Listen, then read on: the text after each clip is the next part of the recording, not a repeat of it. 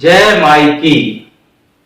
महाशक्ति के उपासकों को शाक्त कहा जाता है और शाक्तों की साधना प्रणाली जिन ग्रंथों में लिखी गई है उन्हें तंत्र कहा जाता है।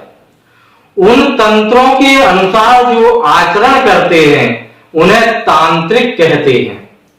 पर कैसे जन्म होता है तांत्रिकों का और क्या होता है इनके साथ, किन मार्गों से होकर गुजरना पड़ता है तांत्रिकों को, आज की वार्ता इसी पर केंद्रित करते हैं।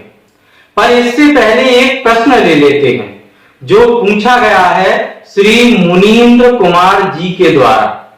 इनका कहना है आपके द्वारा हमेशा ही आराधना करने हेतु गुरु की आवश्यकता बताई जाती है, पर गुरु को कैसे खोजें।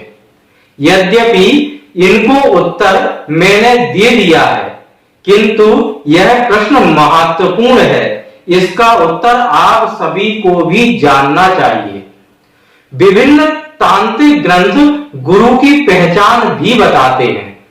तंत्र सार में कहा गया है जो स्वभाव से शांत हो, दसों इंद्रियों पर जिसका नियंत्रण हो, जो कुलीन हो, जो विनयशील हो, जिसके शरीर और आचरण के संपर्क में आने से पवित्रता का एहसास होता हो, जिसके पास यश की दौलत हो, जो अच्छे विचार वाला बुद्धिमान हो, जिसका घर आश्रम के समान हो, जहां सभी का सम्मान किया जाता है, तंत्र मंत्र ध्यान का जो वास्तविक ज्ञानी हो, जो शिष्य पर अनुग्रह पूर्वक शासन करना जानता हो, वही सद्गुरु है। इन लक्षणों से सद्गुरु की पहचान की जा सकती है, किंतु ऐसा कौन सा शिष्य है जो सद्गुरु को पहचान सकता है?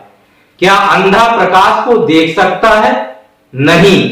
इसी तरह एक सदशिष्य ही सद्गुरु को पहचान सकता है और सदशिष्य के लक्षण भी तंत्र सार में बताए गए हैं।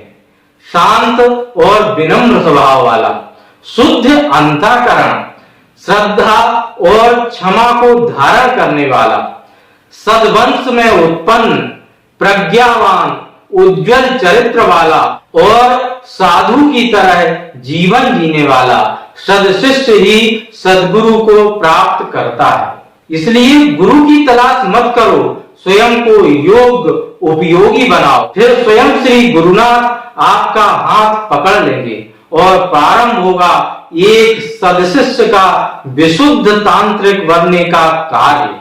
सर्वप्रथम श्री गुरु अपार करुणा करके मंत्र दीक्षा देते हैं और फिर साधक को प्रारंभ करना होता है उस मंत्र का पंचांग पुरस्चरण। अब आप सोच रहे होंगे यह पंचांग पुरस्चरण क्या है?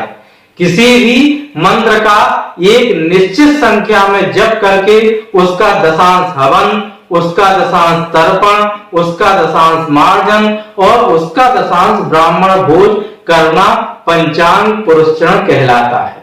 इसके बाद साधक की जो दीक्षा होती है उसे शाक्ताभिषेक दीक्षा कहते हैं।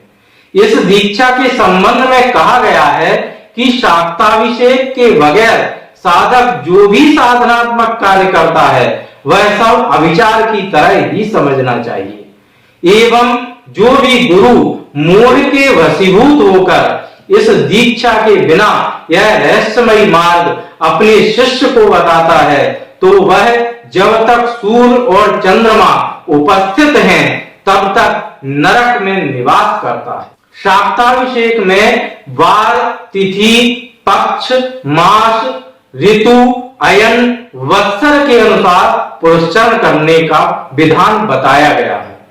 नक्षत्र पुरस्चरण, ग्रह पुरस्चरण, करण पुरस्चरण, योग पुरस्चरण, संक्रांति पुरस्चरण इत्यादि करने का भी विधान बताया गया है। इसके बाद साधक का पूर्णाभिषेक होता है। इसमें षटकर्म, शांति कर्म, वशीकरण, स्तंभन, विद्वेषण, उच्चाटन और मारण कर्म, ब्रह्म मंत्र का जप, पादुका मंत्र का जप, रहस्य पुरस्चरण, वीर पुरस्चरण, वीर साधना, चिता साधना, शव साधना, योगिनी साधना, मधुमती साधना, सुंदरी साधना, शिवावली, लता साधना, शमशान साधना और चक्र साधना आदि का सामर्थ्य साधक को प्राप्त होता है। इसके आगे की दीक्षा को क्रम दीक्षा कहते हैं।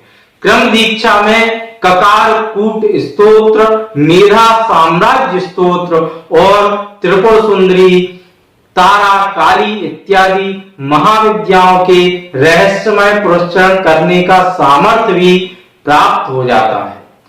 आगे साधक की जो दीक्षा होती है उसे साम्राज्य दीक्षा कहते हैं।